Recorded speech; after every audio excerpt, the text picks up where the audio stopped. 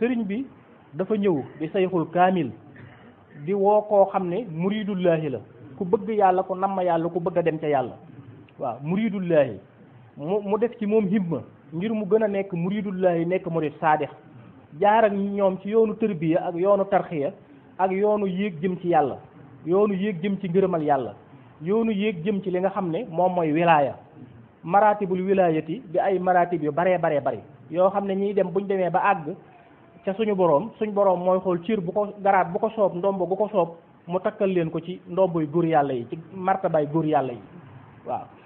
kookee nag moom la ñuy seexal kooka mooy ab seex faaw mu xam suñu boroom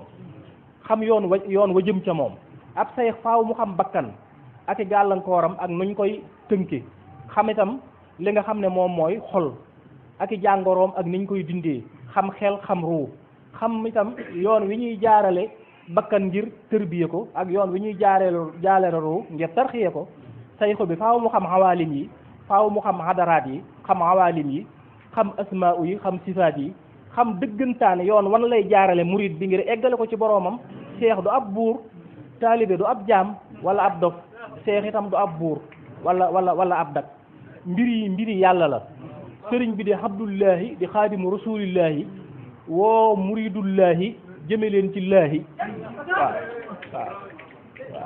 waaw loolu mooy mbir mi waaw loolu maanaam mbir yi alquran la ak sunna ak lislaam ak tasawuf waaw alquran la ak sunna ak lislaam ak tasawuf waaw ak sayxul kaamil ak muridullahi ak sayxul kaamil ak tërbiya ak tarxiya